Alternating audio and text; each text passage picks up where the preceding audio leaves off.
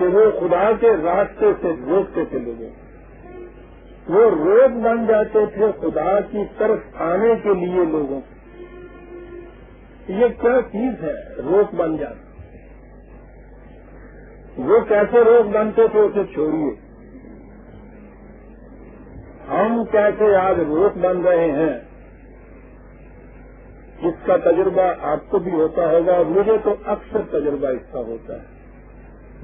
امریکہ اور یورپ کے اکثر مفکرین، فلاسفر، سائنٹسٹ، یہ لوگ آتے ہیں میرے پاس، کچھ تعارف ہے وہاں کہ یہ بھی کچھ اس معاملے میں فرق رکھتا ہے۔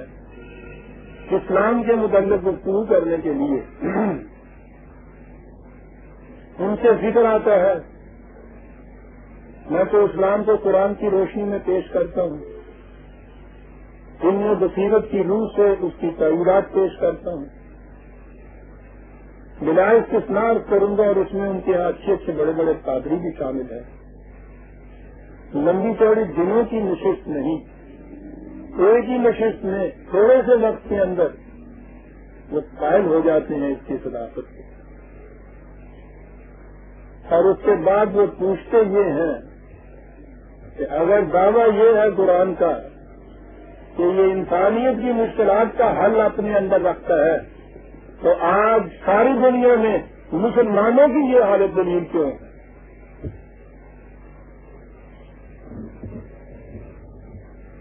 اور اس کا کوئی جواب ہمارے سامنے نہیں، اور وہ اٹھ کے چلے جاتے ہیں۔ آپ نے دیکھا کہ ہم کس طرح سے خدا کے راستے میں حائل ہو رہے ہیں۔ اگر ہم آج دنیا کے سامنے نہ ہو ایسی ذلیل وخوار قوم جو اپنی روٹی تک کے لیے ان کے دروازوں کے اوپر چھولیاں پھیلانے کے لیے مجبور ہو، جنہیں یہ کافر ملحد بے دین کہہ رہی ہے۔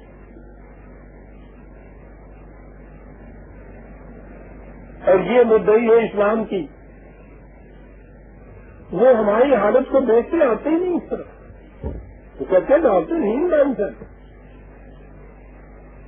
اگر واقعی تمہارے یہاں اس قدر جو ثقافت نسخہ ہے تو تم اس قدر ان مرضوں کے اندر کیوں مبتلا ہو؟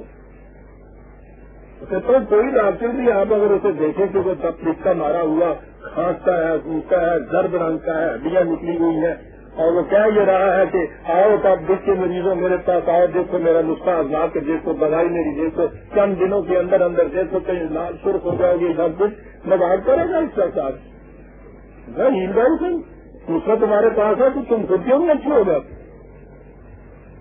یہ قرآن کی تعلیم، یہ اسلام کے اتنے بلند اصول نظری طور پہ اگر آپ لوگوں کو سمجھائیے تو اقوام عالم سمجھتی ہیں، اور اس کے بعد وہ یہ کہتی ہیں کہ یہ تمہاری حالت کے لیے ایسی کیوں ہے؟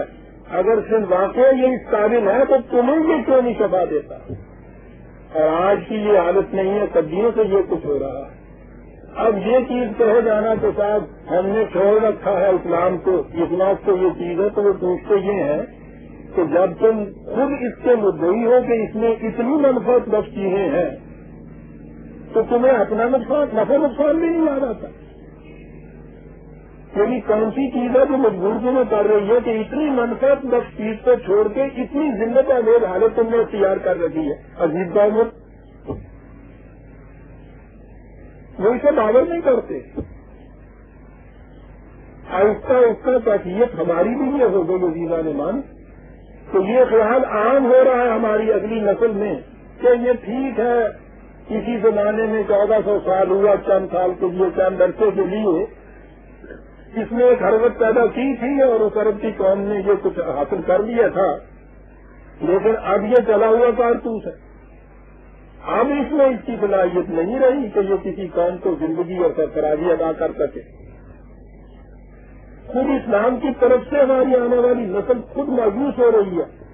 یہ ہے خدا کے راستے میں کھڑے ہو جانا، حائل ہو جانا، غیروں کو دعوت دینا تو ایک طرف عزیزان ایمان، ہماری اپنی آئندہ نسل جو ہے وہ نہیں آگے بڑھ رہی ہمیں دیکھ کر۔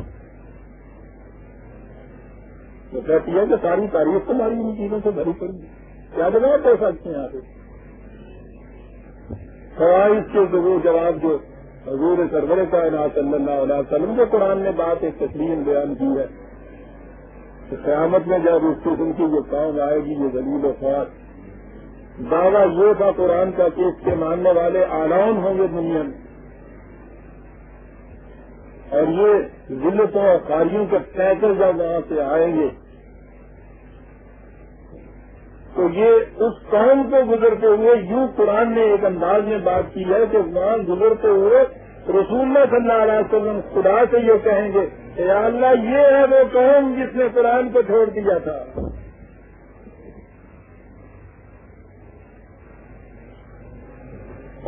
یہ ہے وہ قوم جس نے قرآن کو چھوڑ دیا تھا۔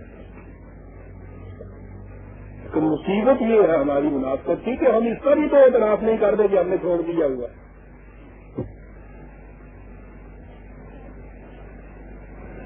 حال بھی بڑے فخر سے کہتے ہیں کہ دنیا میں کوئی کتاب اتنی زیادہ نہیں پڑھی جاتی جتنا قرآن پڑھا جاتا ہے۔ اس قرآن کے متعلق ذرا سی کہیں سے بےحرمتی کی آواز آتی ہے، کٹ مرنے کے لیے ہم تیار ہو جاتے ہیں۔ فلاں جگہ صاحب قرآن کے غرض پھاڑ دیے، فلاں جگہ قرآن کی چل جلا دی کسی نے، قیامت برپا ہو جاتی ہے۔ اور کیفیت ہماری یہ ہے کہ اس کی صداقتوں کے راستے میں ہم حائل ہیں۔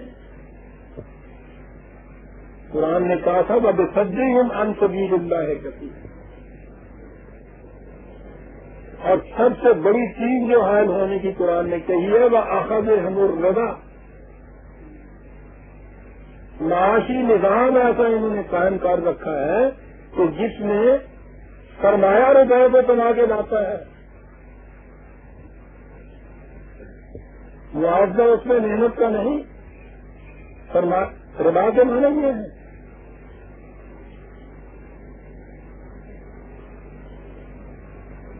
تو جیسا کہ ربا کے متعلق تو بہت دفعہ پہلے آ چکی ہیں چیزیں، یعنی 100 روپیہ آپ کے بخش میں رکھا رہے، برس دن رکھا رہے، 10 برس رکھا رہے، 100 برس رکھا رہے، جب نکالو گے 100 کا 100 ہی ہوگا، رنگ لگ گئی تو اور بات ہے، ورنہ وہ ہوگا اتنے تو اتنا ہی۔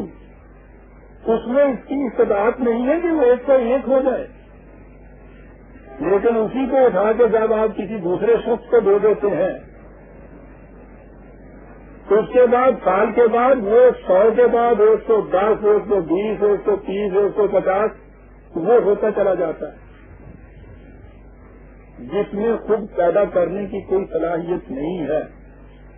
ہمارا غلط نظام باطل جو ہے اس میں یہ صلاحیت دے دیتا ہے کہ وہ پیدا کر کے لائے ساتھ اپنے۔ کیپٹل کے اوپر اس قسم کی جو بڑھوتی یا زیادتی ہے وہ کسی شکل کے اندر بھی ہو وہ ربا ہے۔ یہودیوں کو اس سے منع سے وقد نہ ہو، اس سے روکا گیا تھا۔ آپ کو پتا انہوں نے کیا کیا؟ انہوں نے اس ربا کی اپنے یہاں ڈیفینیشن کچھ کرنی شروع کر دی۔ باہر نہیں کہ آپ نے ربا کے جگہ سود کا لفظ آپ نے رکھا، اب سود کے متعلق آگے باتیں چلی۔ آپ کو معلوم بڑے زور و شور سے باتیں چلتی ہیں۔ کمرشل انٹرسٹ ہے، جائز ہے یہ نہیں، usury interest, commercial interest, bank کا انٹرسٹ، انشورنس کا انٹرسٹ، چلی ہوئی ہے بات۔ ارباب شریعت دوسری طرف بڑھے،